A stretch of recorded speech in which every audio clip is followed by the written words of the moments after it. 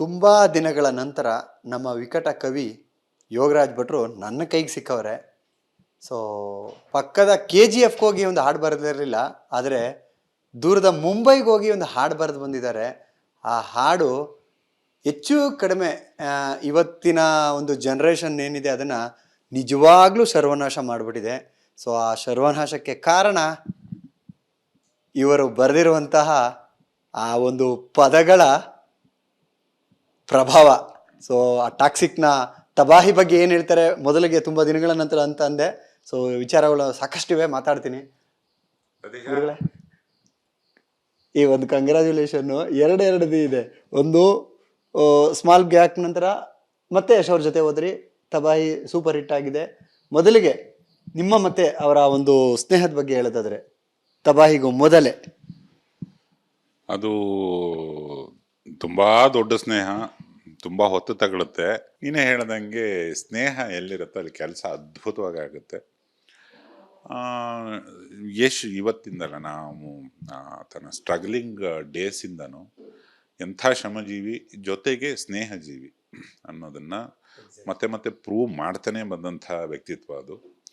ಇವತ್ತು ಇಲ್ಲಿ ಕನ್ನಡಿಗರಿಗೆ ಸ್ನೇಹಿತನಾಗಿರೋದಲ್ಲದೆ ರಾಷ್ಟ್ರವ್ಯಾಪಿ ಫ್ಯಾನ್ಸಿಗೆ ಸ್ನೇಹಿತನಾಗಿರೋದು. ಇವತ್ತು ರಾಜಸ್ಥಾನಕ್ಕೆ ಹೋಗು, ಬಿಹಾರಕ್ಕೆ ಹೋಗಿ, ಮಧ್ಯಪ್ರದೇಶ, ಬಿಹಾರು, ನೀನು ಅರುಣಾಚಲ ಪ್ರದೇಶಕ್ಕೆ ಹೋದ್ರೂ ಯಾವುದೋ ಒಂದು ಸಲೂನ್ ಮೇಲೆ ರಾಖಿ ಭಾಯ್ ಅಂತ ಇರುತ್ತೆ, ಇನ್ಯಾವುದೋ ಒಂದು ರಸ್ತೆಯಲ್ಲಿ ಅವನನ್ನು ಇಷ್ಟಪಡೋ ಹುಡುಗರು ಒಂದು ಫೋಟೋ ಹಾಕ್ಕೊಂಡಿರೋದು. ಇದೆಲ್ಲ ಸಾಧಾರಣ ಸಾಧನೆ ಅಲ್ಲ. He found his brackets well.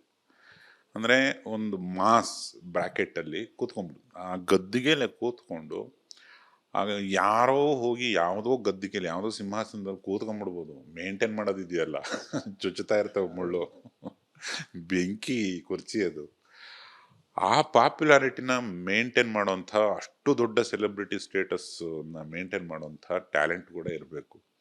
ಇಲ್ಲಾಂದ್ರೆ ಅಷ್ಟು ದೊಡ್ಡ ಕನಸು ಕಾಣಬಾರ್ದು. ಆ ಸ್ನೇಹಕ್ಕೆ ಹುಟ್ಟಿರೋ ಹಾಡಿದ್ದು ತಬಾಹಿ. ಆಮೇಲೆ ತಬಾಹಿ ಅಂದ್ರೆ ಏನು ಅಂತ ತುಂಬ ಜನ ಕೇಳ್ತಾರೆ.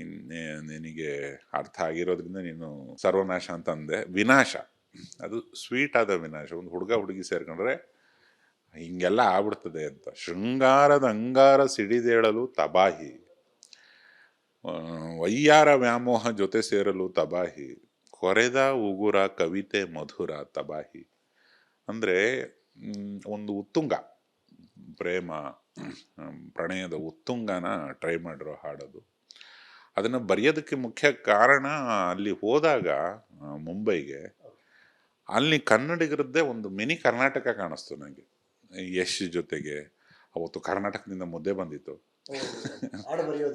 ಹೌದು, ನನಗೆ ದಿನ ಬರ್ತದೇನೋ ಇದು ಅಂತ. ಇಲ್ಲ, ಇವತ್ತು ನನಗೆ ಭಾಳ ಬೇಕು ಅನ್ಸಿದೆ. ಯಾರೋ ಬರ್ತಾ ಇದ್ರು, ತಗೊಬಂದಿದ್ದಾರೆ. ಸೊ ಮುದ್ದೆ ಬಾರಿಸಿ ಕೂತ್ಕೊಂಡ್ವಿ. ಅಲ್ಲಿ ಒಂದು ಹುಟ್ಟದಬ್ಬ ನಡೀತು, ಕನ್ನಡ ಹುಡುಗಂದು ಯಾರದ್ದು. ಎಲ್ಲವೂ ಕನ್ನಡ ವಾತಾವರಣ, ಕನ್ನಡ. ಇಲ್ಲಿ ಬಂದು ಒಂದು ನ್ಯಾಷನಲ್ ಸ್ಟ್ಯಾಂಡರ್ಡ್, ಇಂಟರ್ನ್ಯಾಷನಲ್ ಸ್ಟ್ಯಾಂಡರ್ಡ್ದು ಒಂದು ಸಿನಿಮಾ, ಇಲ್ಲೊಂದು ಕರ್ನಾಟಕ. ಅಲ್ಲೆಲ್ಲ ಭಲೆ ಖುಷಿ ಆಗುತ್ತೆ. ಅದೇ ಖುಷಿ ಜನಕ್ಕೆ ಆಗ್ತಿರೋದು. ಜನ ಇವಾಗ KGF ಬಂದಾಗ್ಲೂ ಅಥವಾ ಇನ್ನ ಕಾಂತಾರ ಬಂದಾಗ್ಲೂ ಅವರು ಹೆಮ್ಮೆಯಿಂದ ಹೇಳ್ಕೊಂಡ್ರು, ನಮ್ಮ ಕನ್ನಡ ಸಿನಿಮಾ ಒಂದು ಬೇರೆ ಎಲ್ಲ ಕಡೆ ಹೋಗಿ ರಾಜ್ಯಭಾರ ಆಡ್ತಾ ಇದೆ. ನಮ್ದು ನಾವು ನೋಡ್ರ ನಮ್ದು ಕನ್ನಡದ್ದು, ನಮ್ಮೂರು ಹುಡುಗ ಅಂತಾರಲ್ಲ ಹಂಗೆ. ಆ ಹೆಮ್ಮೆನ ನೀನು ಪ್ಲ್ಯಾನ್ ಮಾಡೋಕ್ಕಾಗಲ್ಲ, ಮಾರ್ಕೆಟಿಂಗ್ ಮಾಡೋಕ್ಕಾಗಲ್ಲ. ನೀನು ಕೆಲಸ ಮಾಡ್ಬೇಕು. ಕೆಲಸ ಮಾಡೋದಿದ್ರೆ ಕನ್ನಡಿಗರು ಯಾರೂ ಹೇಳಲ್ಲ. ನೀನು ಕೆಲಸ ಮಾಡಿದ್ರೇ ನಮ್ಮವನು ಅನ್ನೋದು. ನಮ್ಮೂರ್ನವನು ಒಬ್ಬ ಹಿಂಗೆಲ್ಲ ಮಾಡ್ತಾ ಇದ್ದಾನೆ, ನಂಗೆ ಪರಿಚಯ, ನಮ್ಮವನು ಅನ್ನೋದು, ಅದು ಎಂಥ ದೊಡ್ಡ ಸಮಾಚಾರ ಗುರೋದು. ಆಮೇಲೆ ಅದಕ್ಕೆ ಸರಿಯಾಗಿ ಕೆಲಸ ಮಾಡಬೇಕು ಅಂತ ಹೇಳೋದು ಈಸಿ, ಕೆಲಸ ಮಾಡೋರದ್ದು ಹಾಡೆ ಅಯ್ಯಯ್ಯಪ್ಪ. ಅಲ್ಲಿ ಹಗಲಿಲ್ಲ, ರಾತ್ರಿ ಇಲ್ಲ, ಊಟ ಇಲ್ಲ, ನಿದ್ರೆ ಇಲ್ಲ, ನೆಮ್ಮದಿ ಇದೆ ಬಿಟ್ಟು ಬೇರೆ ಏನೂ ಇಲ್ಲ, ಬರೀ ಕೆಲಸ. ಅಷ್ಟು ರಾಜ್ಯದ ಕವಿಗಳು ಒಂದೇ ಕಡೆ ಸೇರಿರೋದು, ಅದೊಂದು ಬಹಳ ಮಜಾ ಅನ್ನಿಸ್ತು ನನಗೆ. ಇಲ್ಲಿ ಯಾವ್ದು ನೀನೊಂದು ಸಿನಿಮಾ ಮಾಡಿದ್ದೆ ಅಂದರೆ ಬಂದೆ, ಏನೋ ಸತೀಶ್ ಆದರೆ ಹಿಂಗೆ ಸರ್, ಒಂದು ಹುಡುಗ ಹುಡುಗಿ ಬೀಚಲ್ಲಿ ಕೂತಿರ್ತಾರೆ, ಇವರು ಸಂಗೀತ ನಿರ್ದೇಶಕರು ಸರ್, ಏನಾರ ಹೊಡೆಸ್ಕೊಳ್ಳಿ ಅಂದ್ಬಿಡ್ತೀವಿ ನೀವು. ಏಯ್ ಹುಡುಗ ಹುಡುಗಿ ಏನು ಮಾಡ್ತಾರೆ ಅದನ್ನು ಹೇಳಕ್ಕೊಬ್ರು ಬೇಕಲ್ಲಿ ನಿರ್ದೇಶಕರು. ಗೀತು ಮೋಹನ್ ದಾಸ್ ಆವಾಗಲೇ ಇಂಪಾರ್ಟೆಂಟ್ ಆಗೋದು. ಒಂದು ರೂಮಿಯ ಒಂದು ಕೋಟ್ ಹಾಕ್ಕೊಂಡು ಸಾಂಗ್ ಶುರು ಆಗುತ್ತೆ ಅಂದ್ರೆ ರೂಮಿನ ಓದ್ಕೊಂಡಿರ್ಬೇಕು, ಇಲ್ಲಾಂದ್ರೆ ಆ ಕೋಟ್ ಹಾಕಕ್ಕಾಗಲ್ಲ. ಒಂದು ಹುಡುಗ ಹುಡುಗಿ ಬರೀ ಬೀಚಲ್ಲಿ ಕೂರೋದಲ್ಲ, ಅವರ ಪತಿರಾಯರು ಬೀಚಲ್ಲೇನೆ ಒಂದು ವಿಜುವಲ್ ಡ್ರಾಮಾ ಕ್ರಿಯೇಟ್ ಮಾಡ್ತಾರೆ, ಸಿನಿಮಾಟೋಗ್ರಾಫರ್. ಅವರು ಒಂದಿಷ್ಟು ಕಾಂಟ್ರಿಬ್ಯೂಟ್ ಮಾಡ್ತಾರೆ. ವಿಶಾಲ್ ಮಿಶ್ರಾ ಮಹಾನ್ ಸಂಗೀತ ಪಂಡಿತ ಆತ. 5-6 ಭಾಷೆಯಲ್ಲೂ ಅವನ್ನೆಲ್ಲ ಕಲ್ತು, ಆ ಪದಗಳನ್ನ ಕಲ್ತು ಅದನ್ನ ಅನ್ಬೇಕಲ್ಲ ಹೋಗಿ ಮೈಕ್ ಮುಂದೆ, ಅದನ್ನ ಅಪ್ರೂವ್ ಮಾಡೋದಕ್ಕೆ ಬರೆದು ಕೊಡೋದಕ್ಕೆ ಆಯಾ ರಾಜ್ಯದಿಂದ ಎಲ್ಲರೂ ಬಂದಿದ್ದಾರೆ. ಅದು ವಿಶಾಲ್ ಮಿಶ್ರಾ ಆ ವಯಸ್ಸಿಗೆ ಒಬ್ಬ ಮೇಷ್ಟ್ರು. ನಾವೆಲ್ಲ ಪರೀಕ್ಷೆ ಬರೀತಿದ್ವಿ ಅನ್ನೋ ಥರ ಒಬ್ಬೊಬ್ಬರೇ ಆನ್ಸರ್ ಶೀಟ್ ಕೊಡ್ತಾ ಇದ್ವಿ, ಇದನ್ನ ಹಾಡು. ಆ ಮಜಾ ನನಗೆ ಬಹಳ ದಿವಸದ ನಂತರ ಸಿಗ್ತು. ನನಗೆ ಇನ್ನೂ ಒಂದು ಕುತೂಹಲ ಸರ್, ತಬಾಹಿ ಎಲ್ಲ ಭಾಷೆಯಲ್ಲೂ ಉಳಿಸ್ಕೊಂಡಿರುವಂಥ ಒಂದು ಪದ, ಆ ಪದ ಯಾರು ಕೊಟ್ಟದ್ದು? ಆ ಪದ ಇಡೀ ತಂಡ ಸೇರಿ ಮೊದಲೇ ಅದನ್ನ ಉಳಿಸ್ಕೊಳ್ಳೇಬೇಕು ಅಂತ ಒಂದು ಕಟಿಬದ್ಧರಾಗಿ ಒಂದು ತೀರ್ಮಾನ ತಗೊಂಡಿದ್ರು. ಕಾರಣ ಏನು ಅಂದ್ರೆ, ಇವತ್ತು ಮೊಬೈಲ್ ಯುಗ, ಮೊಬೈಲಲ್ಲೇ ನಾವು ಹಾಡು ಹುಡ್ಕೋದು, ಮೊಬೈಲಲ್ಲೇ ಇವಾಗ ನಮಗೆ ಸತೀಶ ಎಲ್ಲಿದ್ದಾನೆ ಏನು ಮಾಡ್ತಾ ಇದ್ದೀನಿ ಅಂತ ಗೊತ್ತಾಗದೆ ಮೊಬೈಲಲ್ಲಿ ಹುಡುಕಿದ್ರೆ ಸಿಕ್ಬಿಡ್ತೀಯ ನೀನು. ಓಕೆ, ಮನೇಲಿ ಏನೇನು ಹೆಂಡ್ತಿ ಟ್ರ್ಯಾಕರ್ ಹಾಕಿದಾಳೋ ಗೊತ್ತಿಲ್ಲ ನಿಂಗೆ. ಮೊಬೈಲ್ 6ನೇ ಇಂದ್ರಿಯ ಆಗ್ಬಿಟ್ಟಿದೆ.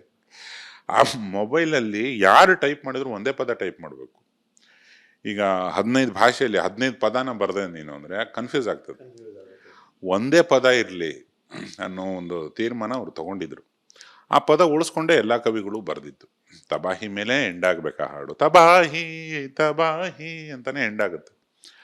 ನನಗೆ ಭಾರಿ ಮಜಾ ಅನ್ನಿಸ್ತದು. ಮಾರ್ಕೆಟಿಂಗ್ ಕೂಡ, ನಿನಗೆ ಒಂದು ವಿಷಯನ ಇವತ್ತು ತಯಾರು ಮಾಡೋದಲ್ಲ, ಮಾರ್ಕೆಟಲ್ಲಿ ಕೂಗೋದಿದೆಯಲ್ಲ, ಮಾರ್ಕೆಟಲ್ಲಿ ಹೇಳೋದು, ಅದನ್ನು ಪ್ರೆಸೆಂಟ್ ಮಾಡೋದು. ಒಬ್ಬ ಮೊಬೈಲ್ ಬಳಕೆದಾರ ಏನೆಲ್ಲ ಮಾಡ್ತಾನೆ ಮೊಬೈಲಲ್ಲಿ, ಅವನ ಕಷ್ಟಗಳೇನು, ನಾವು ಸುಲಭವಾಗಿ ಮೊಬೈಲಲ್ಲಿ ಸಿಗ್ಬೇಕಂದ್ರೆ ಏನು ಮಾಡಬೇಕು, ಇವೆಲ್ಲ ಗೊತ್ತಿರಬೇಕು ತಂಡಕ್ಕೆ. ಆ ಒಂದು ಕಾರಣಕ್ಕೆ ತಬಾಹಿ ಅನ್ನೋ ಪದ ಎಲ್ಲ ಭಾಷೆಯಲ್ಲೂ ಕಾಮನ್ ಆಗಿ ಉಳ್ಕೊಂಡಿದೆ. ಭಟ್ರು ಮತ್ತೆ ಯಶ್ ಅವರ ಒಂದು ಕಾಂಬಿನೇಷನಲ್ಲಿ ತುಂಬಾ ಮೆಲೋಡಿ ಮತ್ತೆ ತುಂಬಾ ಬೇರೆ ರೀತಿಯ ಒಂದು ಸಾಹಿತ್ಯ ಅಂದರೆ ತಪ್ಪಲ್ಲ ಸರ್. ಸೊ ಅದರಲ್ಲೂ ಕೂಡ ಒಂದಲ್ಲ ಮೂರು ಹಾಡು ಬರೆದಿದ್ದೀರಂತೆ. ಒಂದೇ ಈ ರೀತಿ ಇದೆ, ಇನ್ನೆರಡು ಇನ್ಯಾವ ರೀತಿ ಇದೆ? ಈ ಈ ಈ ಹಾಡು ಬರಿಬೇಕಾದ್ರೆ ಮತ್ತೆ ಇನ್ನೊಂದು, ಇದ್ರ ಮುಂದಿನ ಹಾಡು ಇನ್ನೇನು ಬಿಡುಗಡೆ ಆಗುತ್ತದು, ಅದನ್ನು ಬರಿಬೇಕಾದ್ರೆ ಕೂಡ ಈ ಬಿಸಿಲು ಕುದುರೆಯೊಂದು ಎದೆಯಿಂದ ಓಡಿದಂತೆ ಅಂತ ಗೂಗ್ಲಿ ಸಿನಿಮಾಗೆ ಯಶ್ಗೆ ನಾನು ಬರೆದ ಹಾಡು. ಅದು ಯಾವ ಮಟ್ಟಕ್ಕೆ ಕನೆಕ್ಟ್ ಆಗಿದೆ ಸಮಾಜಕ್ಕೆ ಅನ್ನೋದ್ರದ್ದು ಒಂದಿಷ್ಟು ಫೂಟೇಜ್ಗಳು ನೋಡ್ತಾ ಇದ್ವಿ. ಅದು ಇನ್ಸ್ಪೈರ್ ಆಯಿತು ನೆಕ್ಸ್ಟ್ ಹಾಡಿಗೆ. ಒಂದು ವೇದನೆ, ಒಂದು ಗಂಡು ಹೆಣ್ಣು ಮಧ್ಯೆ ದೂರ ಬಂದಾಗ ಅದು ಏನೇನೋ ಕಥೆ ಹೇಳಬೇಕು, ಮತ್ತು ತುಂಬ ಕಥೆನೂ ಹೇಳಬಾರ್ದು ಸಿನಿಮಾದ್ದು ಅನ್ನೋ ಥರದ್ದೆಲ್ಲ. ಅದನ್ನು ಬ್ರಿಲಿಯಂಟ್ ಆಗಿದೆ ವಿಜುವಲ್ಸ್. ಅದನ್ನು ಬರಿಬೇಕಾದ್ರೆ ಈ ಚಂದುಟಿಯ ಪಕ್ಕದಲ್ಲಿ ತುಂಬ ಹತ್ತಿರ ನಿಂತು, ಮತ್ತು ಅಂಬರೀಷ್ ಅಣ್ಣ ಅವ್ರಿಗೆ ಬರೆದಿರೋದು ಡ್ರಾಮಾ ಸಿನಿಮಾದ ಹಾಡುಗಳು ಎಲ್ಲವೂ ನೆನಪಾಗ್ತಾ ಇತ್ತು. ನೆನ್ನೆ ಮೊನ್ನೆ ನಡೆದಂಗೆ ಎಲ್ಲೆಲ್ಲೆಲ್ಲಿ ಒಂದು ಸಾಲಿಗೆ ಎಷ್ಟೆಲ್ಲ ಹಠ ಬೆಳ್ತಿದ್ದ ಆತ. ಕವಿ ಹೃದಯಿ, ಅಚ್ಚ ಕನ್ನಡ ಮನಸ್ಸು. ಬೇರೆ ಕವಿಗಳು ಬೇರೆ ಬೇರೆ ಭಾಷೆಯಲ್ಲಿ ಬರೀತಾರೆ, ಅವ್ರು ಹೇಳಿದ್ರೆ ಮಾತ್ರ ನಮಗೆ ಅರ್ಥ ಆಗೋದು. ಕನ್ನಡದಂಗಲ್ಲ, ಏನು ಬರೆದ್ರು ತಕ್ಷಣ ಅರ್ಥ. ಹೌದು. ಅಲ್ಲ, ಆತ ಸುಮ್ಮನೆ ರಾಕಿಂಗ್ ಸ್ಟಾರ್ ಅಂತ ಕರೆಯಲ್ಲ, ಪ್ರತಿಯೊಂದರಲ್ಲೂ ರಾಕಿಂಗ್, ಪ್ರತಿಯೊಂದರಲ್ಲೂ ಹಠನೆ. ಅವಾಗ ಅನ್ಸ್ಬಿಡುತ್ತೆ, ಈ ಯಾವುದೋ ಒಂದು ಆರ್ಡಿನರಿ ಲೈನ್ ಬಂತಂದ್ರೆ ಹೇಳಕ್ಕೆ ಹೋಗ್ಬಾರ್ದು ಅವನಿಗೆ, ಅದು ಆಟಕ್ಕೆ ಬಿತ್ತು ಅಂತಾನೆ, ಸುಪ್ರೀಂ ಕೋರ್ಟಿಗೆ ಹೋಯ್ತು ಅಂತಾನೆ. ಬಟ್ ಆ ಕವಿ ಮನಸ್ಸು ಇರೋದ್ರಿಂದನೇ ಒಂದು ಭಾಷೆನ ನೆಟ್ಟಿಗೆ ಬಾಯಿ ತುಂಬ ಮಾತಾಡಿದ್ರೆ ಆ ಸೆನ್ಸಿಬಿಲಿಟಿ ಇದೆಯಲ್ಲ, ಕನ್ನಡದ ಒಂದು ಸೆನ್ಸಿಬಿಲಿಟಿ, ಅದು ಹಲವಾರು ಭಾಷೆಗಳಿಗೆ ಹಲವಾರು ಭಾಷೆಗಳನ್ನ ಅರ್ಥ ಮಾಡ್ಕೊಳ್ಳೋ ಕೆಪಾಸಿಟಿ ಕೊಟ್ಬಿಡ್ತದೆ. ಈಗ ಉದಾಹರಣೆಗೆ ಇಂಗ್ಲೀಷು, ನಾವು ನಮ್ಗೆ ಯಾರು ಮೇಷ್ಟು ಕಲ್ಸಿರೋದು ಅದನ್ನ ಕನ್ನಡದಲ್ಲೇ ಕಲ್ಸಿರೋದು. ಕರ್ತೃಕರ್ಮ ಕ್ರಿಯಾಪದ ಎಲ್ಲ ಹಿಂದೆ ಮುಂದೆ ಆಗ್ತವೆ. ರಾಮ ಗೋಸ್ ಟು ಫಾರೆಸ್ಟ್, ರಾಮನು ಕಾಡಿಗೆ ಹೋದನು ಅಂದ್ರೆ ಹೆಂಗೆ ಹಿಂದೆ ಮುಂದೆ ಆಗ್ತದೆ ಅಂತೆಲ್ಲ ಮೇಷ್ಟು ನೌನು ಅವನ್ನೆಲ್ಲ ಬರೆದು ಹೇಳಿರೋದು. ಕರೆಕ್ಟ್ ಅಲ್ವಾ ಅಂತ. ಅದರ ಆಧಾರದಲ್ಲೇನೆ ಎಲ್ಲದನ್ನೂ ಅರ್ಥ ಮಾಡ್ಕೊಳಕ್ಕಾಗ. ನನಗೆ ಈಗ ಕುವೆಂಪುದೋ ಬೇಂದ್ರೆ ಅಜ್ಜ ಅವ್ರದ್ದು ಇನ್ಯಾರದ್ದು ಒಂದು ಕವಿತೆನ ಕೊಟ್ಟು ಇದನ್ನ ಕರೆಕ್ಟಾಗಿ ಹೇಳು, ಇದರ ಅರ್ಥ ಏನು, ತಾತ್ಪರ್ಯ ಏನು ಅಂತ ಯಶ್ ಅವ್ರಿಗೆ ಕೇಳಿ ನೋಡು. ಹಿ ವಿಲ್ ಟೆಲ್, ಹೇಳ್ತಾರೆ. ಅದು ಕನ್ನಡದ ಕೆಪಾಸಿಟಿ, ವೊಕ್ಯಾಬುಲರಿ ಹಂಗಿರಬೇಕು, ಕನ್ನಡ ಹಂಗೆ ಗೊತ್ತಿರಬೇಕು. ಕನ್ನಡನ ತಿಳ್ಕೊಳ್ಳೋದೇ ದೊಡ್ಡ ಕನ್ನಡ ರಕ್ಷಣೆ ಕಣ, ಅದಕ್ಕಿಂತ ದೊಡ್ಡದಿಲ್ಲ. ನನಗೊಬ್ಬನಿಗೆ ಕನ್ನಡ ಬಂದರೆ ನಾನು ಸುತ್ತ 1000 ಜನಕ್ಕೆ ಕನ್ನಡ ಕಲಿಸ್ತೀನಿ. ನಾನು ನನ್ನ ಮಾತಿಂದ ಕಲ್ತ್ಕೋತಾರೆ. ಆ ಥರದ ಮೈಂಡ್ ಅದು. ಅದು ಚಾಲೆಂಜಿಂಗ್ ಅನ್ಸುತ್ತೆ. ನಮ್ಮದೇ ಒಂದು ಸಪ್ರೇಟ್ ದ್ವೀಪ, ಏನೋ ಬರಿತಾನೆ, ಅವನೇನೋ ಹೇಳ್ತಾನೆ, ನಮ್ದೇನು ಕತೆ ಇಲ್ಲಿ ಅಂತ. ಬಟ್ ಎಲ್ಲ ಕವಿಗಳು ಜಿದ್ದಾಜಿದ್ದಿಗೆ ಬಿದ್ದು ನಾನು ದಿ ಬೆಸ್ಟ್ ಕೊಡ್ತೀನಿ ನಮ್ಮೂರಲ್ಲಿ. ಯಾಕಂದ್ರೆ ಅವ್ರವ್ರ ಉರ್ಮೆ ಮುಖ್ಯ. ಎಲ್ಲರೂ ಅವ್ರವ್ರು ಅಲ್ಲ, ತಾಯ್ನಾಡು ಎಲ್ಲರಿಗೂ ಇಂಪಾರ್ಟೆಂಟೇ ಅಲ್ವಾ. ನೀವೀಗ ನಿನ್ನ ಕ್ಯಾಮ್ರಾಮನ್ ಯಾವುದೋ ಬೇರೆ ಊರಿಂದ ಬಂದಿದ್ದಾನೆ ಅಂದರೆ ಅವನ ಊರ ಬಗ್ಗೆ ಅವನಿಗೆ ಅಭಿಮಾನ ಇರೋದು ಸಹಜವೇ. ಅದಕ್ಕೂ ನಾವು ಗೌರವ ಕೊಡಬೇಕು. ಹಂಗೆ ಗೌರವ ಇದ್ದಾಗಲೇ ಒಂದು ಪ್ಯಾನ್ ಇಂಡಿಯಾ ಸಿನಿಮಾ ಆಗೋದು. ಆ ಜಿದ್ದಾಜಿದ್ದಿ ನನಗೆ ಬಹಳ ದಿವಸದ ನಂತರ ಭಾರಿ ಮಜಾ ಕೊಡ್ತಪ್ಪ. ಇನ್ನೊಂದು, ಸಾಕಷ್ಟು ಸಿನಿಮಾ ಮಾಡಿದ್ದೀರಾ, ಯಶ್ ಅವ್ರ ಜೊತೆಲಿ ಹಾಡುಗಳು ಬರೆದಿದ್ದೀರಾ. ಡ್ರಾಮಾ ಸಿನಿಮಾ ಸಂದರ್ಭದಲ್ಲಿ ನೋಡಿದಂಥ ಯಶ್ಗೂ, ಟಾಕ್ಸಿಕ್ ಸಿನಿಮಾದ ಯಶ್ಗೂ ನಿಮ್ಗೆ ಏನು ಅನ್ನಿಸ್ತು? ನೀವೇನಾದರೂ ಅವತ್ತು ಈ ರೀತಿಯಾದಂಥ ಒಂದು ಸಿನಿಮಾಗೆ ಯಶ್ ಕನಸು ಕಂಡು ಕತೆ ಬರೀತಾರೆ ಅನ್ನುವಂಥದ್ದು ನಿಮ್ಗೆ ಎಲ್ಲರೂ ಸುಳಿವು ಸಿಕ್ಕಿತ್ತಾ? ನಾನು ಡ್ರಾಮಾ ಮುಂಚೆ ಜಾನು ಅಂತ ಒಂದು ಸಿನಿಮಾ ಬಂದಿತ್ತು. ಅವಾಗ ನನ್ನ ಸರ್ಕಲ್ನವ್ರದ್ದೇ 4 ಸಿನಿಮಾ ನಡೀತು, 5 ಸಿನಿಮಾ ಯಶ್ ಜೊತೆಗೆ. ಆ 4-5ಕ್ಕೂ ಜಯಣ್ಣ ನಿರ್ಮಾಪಕ. ಅದರಲ್ಲಿ ಜಾನು ಸಿನಿಮಾಗ ಒಂದು ಸಾಲು ಬರೆದಿದ್ದೆ, ಇನ್ನು ವ್ಯಾಪ್ತಿ ಪ್ರದೇಶದಲ್ಲೇ ಇರುವೆ ನಾನು, ಆಮೇಲೆ ಸಿಕ್ಕೋದಿಲ್ಲ ಮಾಡ್ರಿ ಫೋನು, ಶಿವನೇ ಸಂಬುಲಿಂಗ. ಓಕೆ, ಇನ್ನೂ ವ್ಯಾಪ್ತಿ ಪ್ರದೇಶದಲ್ಲಿ ಇದೀನಿ ನಾನು, ಆಮೇಲೆ ಸಿಗೋದಿಲ್ಲ, ಇವಾಗಲೇ ಮಾಡ್ರಿ ಫೋನು ಅಂತ. ಅವಾಗ ಹಂಗೆ ಬರೆದಾಗ ಅನ್ಸ್ಬಿಟ್ಟಿತ್ತು, ಇದು ಸಾಧಾರಣದ ಹಠ ಇಲ್ಲ. ಆಮೇಲೆ ಡ್ರಾಮಾ ಟೈಮು, ಅದ್ರ ನಂತರದ ಟೈಮಲ್ಲೂ ಕೂಡ ಆ ಹಠ ಡಬಲ್ ಆಗ್ತಾನೆ ಹೋಯ್ತು. ಈಗ ಅವತ್ತಿನ ರಾಕಿಂಗ್ ಸ್ಟಾರ್ ಯಶ್ಗೂ ಇವತ್ತಿನ ಯಶ್ಗೂ ಏನು ವ್ಯತ್ಯಾಸ ಅಂತ ಕೇಳಿದ್ರೆ ಒಂದು ಮೇಜರ್ ವ್ಯತ್ಯಾಸ. ಅವಾಗ ಹಠ ಮತ್ತು ಏನೋ ಒಂದು ಕಿಸ್ತು ಕಟ್ಟೆ ಹಾಕ್ತೀನಿ ಅನ್ನೋ ಒಂದು ಧೈರ್ಯ, ಹಸುವು 100ಕ್ಕೆ 100 ಇತ್ತು. ಈಗ 100ಕ್ಕೆ 1000 ಆಗಿ ಕೂತಿದ್ದು. ಈಗ ಟಾಕ್ಸಿಕ್ ಬಂದರೆ ಆಯಿತು, ನನ್ನ ಕೆಲಸ ನಾನು ಮಾಡಿಬಿಟ್ಟೆ ಎಲ್ಲ ಮತ್ತೊಂದಕ್ಕೆ ಹೋಗ್ತಿರುತ್ತೆ ತಲೆ. ಅವನು ಅಚೀವರ್, ಅವನು ಸುಮ್ಮನೆ ಕೂತ್ಕೊಂಡ್ಬಿಟ್ಟ, ನಾನು ಇದನ್ನೇನೋ ಮಾಡಿದೆ ಹಿಂಗಾಯ್ತು ಅಂದರೆ ಅದು ಹಂಗಲ್ಲ. ಅದು ಇನ್ನೊಂದು ಕಾಣಬೇಕು, ಅದು ಸೋಲು ಗೆಲುವು ಅದು ಇಡೀ ಬಾಳಲ್ಲಿ ಅದರದ್ದು ಏನೋ ಒಂದು ಡಿಸೈನ್ ಇದೆ. ಅದನ್ನ ತಲೆ ಕೆಡ್ಸ್ಕೊಳಕ್ಕೆ ಹೋಗಬಾರ್ದು. ನೀನು ಅಂದ್ಕೊಂಡಂಗೆ ರಿಸಲ್ಟ್ ಬರುತ್ತೆ, ಯಾಕಂದ್ರೆ ನೀನು ಹಂಗೆ ಕೆಲಸ ಮಾಡಿದ್ರೆ. ಅಷ್ಟು ತ್ಯಾಗನ ಕೇಳುತ್ತದು. ಎಲ್ಲ ಬಿಟ್ಬಿಡ್ತಾರೆ ನಟರನ್ನ. ನಾವು ತುಂಬ ಜನ ನಟರು ಗೊತ್ತು, ಕನ್ನಡದ ನಟರು ಗೊತ್ತು, ಬೇರೆಯವರು ಗೊತ್ತು.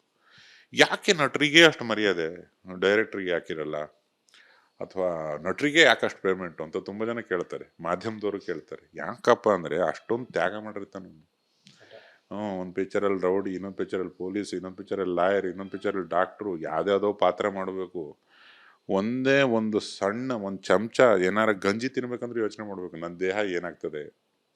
ಕಬ್ಬಣ ಎತ್ತಬೇಕು, ಹಲ್ಲಿಗೊಬ್ಬ ಡಾಕ್ಟ್ರು, ಕೂದ್ಲಿಗೊಬ್ಬ ಡಾಕ್ಟ್ರು, ಕಣ್ಣು ಮಿಂಚು ಬರಲಿಲ್ಲ ಅಂದರೆ ಕ್ಯಾಮ್ರಾ ಬಂದು ಏನೋ ಅಂತಾನೆ, ನಿದ್ದೆ ಮಾಡಿಲ್ವ ಸಾರ್ ಅಂತಾನೆ. ಎಲ್ಲ ಯಾರಿಗೋಸ್ಕರ? ಜನ ನೋಡೋರಿಗೋ. ಎಷ್ಟು ತ್ಯಾಗ ಮಾಡಬೇಕು ನೀನು, ಮೈಂಡು. ಮತ್ತು ಒಂದ್ಸತಿ ಪಾಪ್ಯುಲರ್ ಆದೆ ಅಂದರೆ ಅದು ಸುಲಭ ಪಾಪ್ಯುಲರ್ ಆಗೋದು, ಏನೋ ಕಷ್ಟ ಬಿದ್ದು ಆಗ್ಬಿಡ್ಬೋದು. ಆ ಪಾಪ್ಯುಲಾರಿಟಿನ ಮೇಂಟೈನ್ ಮಾಡೋದಿದೆಯಲ್ಲ, ಅದರಂಥ ಹಿಂಸೆ ಇನ್ನೊಂದಿಲ್ಲ. ಹೋದಲ್ಲಿ ಬಂದಲ್ಲಿ ಪ್ರೈವಸಿ ಇರಲ್ಲ, ನಮ್ಮನ್ನು ನಾವು ಯಾರು ಅನ್ನೋದೇ ಗೊತ್ತಾಗಲ್ಲ, ಎಲ್ಲಿರ್ತೀವಿ ಗೊತ್ತಾಗಲ್ಲ ನಟರಿಗೆ. ಅಷ್ಟರ ಮಟ್ಟಿಗೆ ವೈಯಕ್ತಿಕ ಬದುಕನ್ನು ಬಲಿದಾನ ಮಾಡಿರ್ತಾನೆ ಅವನು ನೋಡೋನಿಗೋಸ್ಕರ. ಯಾವುದ್ಯಾವುದೋ ಪಾತ್ರಕ್ಕೋಸ್ಕರ ಏನೇನೋ ರೆಡಿ ಆಗಿರ್ತಾನೆ. ದೇಹ ಚೇಂಜ್ ಆಗಿರುತ್ತೆ. ಎಷ್ಟೋ ಜನ ನಟರು ಎಷ್ಟೋ kg ಹಾಕ್ಕೊಂಡು ಹಾರ್ಟ್ ಸಮಸ್ಯೆ ಮಾಡ್ಕೊಂಡವರಿದ್ದಾರೆ. ಮತ್ತೆ ಆ ತೂಕ ಹೋಗಬೇಕು, ಮತ್ತೆ ಹಾರ್ಟ್ ಸರಿ ಹೋಗಬೇಕು ಅಂದರೆ ಅದಕ್ಕೇನೇನೋ ಮೆಡಿಕಲ್ ಸೈನ್ಸನ್ನ ಅಪ್ಲೈ ಮಾಡಿ ರೆಡಿ ಮಾಡ್ಕೋಬೇಕು. ಆ ರಿಸ್ಕ್ ಯಾಕಪ್ಪ ಬೇಕು? ನೋಡೋನು ಆರಾಮಾಗಿರ್ತಾನೆ. ಇದು ಎಲ್ಲವೂ ತ್ಯಾಗ ಕೇಳುತ್ತೆ. ತ್ಯಾಗಗಳ ನಡುವೆ ಯಶ್ ಬೌಂಡ್ರಿ ಲೈನ್ ದಾಟ್ಬಿಟ್ಟಿದ್ದಾರೆ. ಕುಟುಂಬ ಸಮೇತ ಸಿನಿಮಾ ನೋಡೋ ಥರ ಇದೆಯಾ ಟಾಕ್ಸಿಕ್?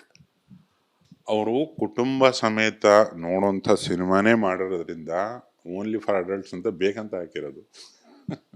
ಅವರು ಫ್ಯಾಮಿಲಿಗೆ ಏನಿಷ್ಟ ಏನಿಷ್ಟ ಇಲ್ಲ ಅನ್ನೋದು ಯಶ್ಗೆ ತುಂಬ ಚೆನ್ನಾಗಿ ಗೊತ್ತು. ಫ್ಯಾಮಿಲಿ ಆಡಿಯನ್ಸನ್ನು ಕ್ಯಾಚ್ ಮಾಡೋದು ಗೊತ್ತು.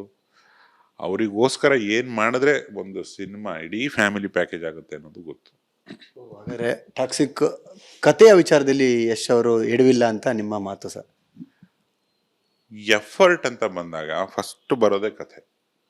ಈಗ ಗೀತು ಮೋಹನ್ ದಾಸ್ ಅವರಿಗೆ ನಾವು ಒಂದು ನಮಸ್ಕಾರ ಹೇಳಲೇಬೇಕು. ಅದಕ್ಕೆ ಇಷ್ಟು ಜನ ಯಾವ್ಯಾವ ಕಥೆಗಳು ತಗೊಂಡು ಏನೆಲ್ಲ ಪ್ರಯತ್ನ ಪಡ್ತಿದ್ದಾಗ ಒಂದು ಮಹಿಳಾ ನಿರ್ದೇಶಕಿ ಆಗಿ ಅವರು ಬರ್ಕೊಂಡು, ಅವರು ತುಂಬ ಅದ್ಭುತ ಸಿನಿಮಾ ಮಾಡಿದರು ಮಲಯಾಳಂನಲ್ಲಿ. ಅದನ್ನ ಇಟ್ಕೊಂಡು ಅದ್ರ ಸುತ್ತ ಕೆಲಸ ಮಾಡಿ ಇಷ್ಟು ವರ್ಷಗಳ ಶ್ರಮ ಸುಮ್ಮನೆ ಅಂತೂ ಹಾಕಲ್ಲ. ಆತನಿಗೆ ಒಂದು ಮಾಸ್ ಏನನ್ನತ್ತೆ, ಒಂದು ಜನಸಮಷ್ಟಿ ಏನನ್ನತ್ತೆ ಒಂದು ಸಿನಿಮಾಗೆ ಅನ್ನೋದು ಪ್ರಜ್ಞೆ ತುಂಬ ಕರೆಕ್ಟಾಗಿದೆ. ನೀವು ಟಾಕ್ಸಿಕ್ ಆದ ನಂತರ ಯಾವತ್ತಾದರೂ ಯಶ್ ಅವ್ರನ್ನ ಕೇಳಿದ್ದೀರಾ? ಏನಕ್ಕೆಂದರೆ ಈ ಪ್ರಶ್ನೆ ನನ್ನಲ್ಲೆಲ್ಲ ಎಲ್ಲರಲ್ಲೂ ಇದೆ. KGF ನಂತರ ಯಾವ ಡೈರೆಕ್ಟರ್ ಜೊತೆ ಬೇಕಾದರೂ ಯಶ್ ಹೋಗ್ಬೋದಾಗಿತ್ತು, ಯಾವ ಭಾಷೆಯ ಡೈರೆಕ್ಟರ್ ಜೊತೆ ಬೇಕು. ಬಟ್ ಕಮರ್ಷಿಯಲ್ ಸಿನಿಮಾ ಮಾಡದಂತಹ, ನ್ಯಾಷನಲ್ ಅವಾರ್ಡ್ ಸಿನಿಮಾ ಮಾಡಿ ಮಲಯಾಳಿ ಚಿತ್ರರಂಗದಲ್ಲಿ ಗುರುತಿಸ್ಕೊಂಡಿದ್ದಂಥ ಒಬ್ಬ ಮಹಿಳಾ ನಿರ್ದೇಶಕಿ ಜೊತೆ ಯಶ್ ಸಿನಿಮಾ ಮಾಡ್ತಾರೆ. ಯಾಕೆ ಆ ಆಯ್ಕೆ ಅನ್ನುವಂಥದ್ರ ಬಗ್ಗೆ ಏನಾದರೂ ಚರ್ಚೆ, ಯಾಕಂದ್ರೆ ತುಂಬ ಆತ್ಮೀಯರು ನೀವು. ಕಂಟೆಂಟಿಗೆ ಓಕೆ ಆಗಿರುತ್ತೆ ನನಗೆ ಗೊತ್ತಿದ್ದ ಮಟ್ಟಿಗೆ. ಈಗ ಒಂದು ಕಂಟೆಂಟು, ನೀನೇನೋ ಹುಡುಕ್ತಿರ್ತೀಯ, ನೀನು ನಾಯಕ ನಟ ಅನ್ಕೊ, ನೀನೇನೋ ಹುಡುಕ್ತಿರ್ತೀಯ, ನಾನೇನೋ ಒಂದು ಬಂದು ಹೇಳಿದೆ, ನೀನು ಹುಡುಕ್ತಾ ಇರೋದಕ್ಕೆ ಅದು ಮ್ಯಾಚ್ ಆಗಲಿಲ್ಲ. ಅವಾಗ ನೀನು ಸಹಜವಾಗಿ ಹೇಳ್ತೀಯ, ನಾನು ಆಮೇಲೆ ಹೇಳ್ತೀನಿ ಅಥವಾ ಮುಂದೆ ನೋಡೋಣ ಅಂತಂದು. ನೀನು ಏನು ಹುಡುಕ್ತಿರ್ತೀಯ, ಒಂದು ವಿಶೇಷವಾದ್ದು ಔಟ್ ಆಫ್ ದ ಬಾಕ್ಸ್ ಇರೋದು, ಯಾರು ಬಂದು ಹೇಳಿದ್ರು ಕನೆಕ್ಟ್ ಆಗಿಬಿಡುತ್ತೆ. ಅದನ್ನು ಮಾಡಿದ್ದಾರೆ ಅವ್ರು ಗೀತು ಮೋಹನ್ ದಾಸ್. ಮೋಸ್ಟ್ಲಿ ಯಶ್ ಹುಡುಕ್ತಿರೋದು, ಗೀತು ಮೋಹನ್ ದಾಸ್ ಅವ್ರು ಪ್ರೆಸೆಂಟ್ ಮಾಡಬೇಕು ಅಂತಿರೋದು ಸಿಂಕ್ ಆಗಿದೆ. ಅದು ಇಲ್ಲ ಅಂದಿದ್ರೆ ಇಷ್ಟು ದೊಡ್ಡ ಎಫರ್ಟ್ ಸಾಧ್ಯನೇ ಆಗ್ತಿರ್ಲಿಲ್ಲ. ಕೊನೆಯದಾಗಿ, ಬಟ್ ನೀವು ಹೇಳ್ತಿರೋ ಇಲ್ವೋ ಗೊತ್ತಿಲ್ಲ ಇದಕ್ಕೆ ಉತ್ತರನ, ಬಟ್ ಯಾಮರ್ಸ್ಬೋದು ಅಥವಾ ಬ್ಯಾಲೆನ್ಸು ಮಾಡಬಹುದು. 4 ಸಾಂಗ್ಗಳಿದೆ ಟಾಕ್ಸಿಕಲ್ ಅಂತ ಕೇಳ್ಪಟ್ಟಿದ್ದೀನಿ. ಅದರಲ್ಲಿ 3 ನೀವೇ ಬರೆದಿದ್ದೀರಾ. ಸೊ ಉಳಿದು ಬರುವಂಥ ಇನ್ನು ನಿಮ್ಮ 2 ಸಾಹಿತ್ಯದ ಹಾಡುಗಳು ಇದೇ ರೀತಿಯಾದಂಥ ಒಂದು ಮೆಲೋಡಿ ರೊಮ್ಯಾಂಟಿಕ್ ಆಗಿರುವಂಥವ ಅಥವಾ ಮಾಸ್ ಏನಾದರೂ ನಿಮ್ಮ ಬರವಣಿಗೆಯಲ್ಲಿ ಬಂದಿದೆಯಾ? ಮಾಸಿಯಾಗೇ ಇದೆ ಅದು. ವೇದಾಂತ ಮತ್ತೆ ನೋವಿದೆ ನೆಕ್ಸ್ಟ್ ಬರೋ ಹಾಡಲ್ಲಿ. ತುಂಬ ವಿಶೇಷ ಅರ್ಥಗಳಿದ್ದಾವೆ. ಅದ್ರ ವಿಜುವಲ್ಸು ಕೂಡ ಪರಮಾದ್ಭುತ. ಇನ್ನೊಂದು ಫೀಮೇಲ್ ಸೋಲೋ ಇದೆ. ಅದು ಒಬ್ಬ ಹುಡುಗನ ಬಗ್ಗೆ ಒಂದು ಹುಡುಗಿಗೆ ಏನೇನು ಅನಿಸುತ್ತೆ ಅನ್ನೋ ಥರದ ಸಾಲುಗಳಿದ್ದಾವೆ. ಅವೆರಡು ಯಾವಾಗ ಬರುತ್ತೆ ಅಂತ ನೀವು ತಂಡನೇ ಕೇಳಬೇಕು. ಅವರ ಸ್ಟ್ರಾಟಜಿಗಳು ನನಗೆ ಇನ್ನೂ ಗೊತ್ತಿಲ್ಲ. ಅತಿ ಶೀಘ್ರದಲ್ಲೇ ಅಂತ ಅನ್ಬಹುದು. ಫೀಮೇಲ್ ಅಂತ ಅಂದ್ರಿ, ಸೊ ಅದೇ ಕಿಯಾರಾನೇ ಬರ್ತಾರಾ? ಉಳಿದಿರುವಂಥ 4 ನಾಯಕಿಯರಲ್ಲಿ ಯಾರು ಕಾಣಿಸಬಹುದು? ಮೇಜರ ಕಿಯಾರ ಅವರೇ ಬರ್ತಾರೆ. ಧನ್ಯವಾದಗಳು ಸರ್. ಒಂದಷ್ಟು ವಿಚಾರಗಳನ್ನ ನಿಮ್ಮ ಸ್ನೇಹಿತನ ಬಗ್ಗೆ ಮಾತಾಡಿದ್ರಿ ನಮ್ಮ ರಿಪಬ್ಲಿಕ್ ಕನ್ನಡದಲ್ಲಿ. ಸೊ ಇನ್ನೂ 2 ಹಾಡುಗಳು ಅಷ್ಟೇ ಸದ್ದು ಮಾಡಲಿ. ಸೊ ಮತ್ತಷ್ಟು ಸಿನಿಮಾ ನೀವು ಜೊತೆಯಲ್ಲಿ ಕೆಲಸ ಮಾಡಿ ಅಂತ ಅವಕಾಶಗಳು ಜೊತೆಯಲ್ಲಿ ಹೋಗಲಿ ಅಂತ ನಾವು ಹಾರೈಸ್ತೀವಿ sir. Thank you so much. Thank you. ನಮಸ್ತೆ ನೋಡುಗರಿಗೆಲ್ಲ. ಜೈ ಟಾಕ್ಸಿಕ್, ಜೈ ಕನ್ನಡ. ಇದಿಷ್ಟು ಯೋಗರಾಜ್ ಭಟ್ರ ಮಾತುಗಳಾಗಿತ್ತು. ಕ್ಯಾಮ್ರಾ ಪರ್ಸನ್ ರಘು ಜೊತೆ ಸತೀಶ್ ಕನಕಪುರ, ರಿಪಬ್ಲಿಕ್ ಕನ್ನಡ, ಬೆಂಗಳೂರು.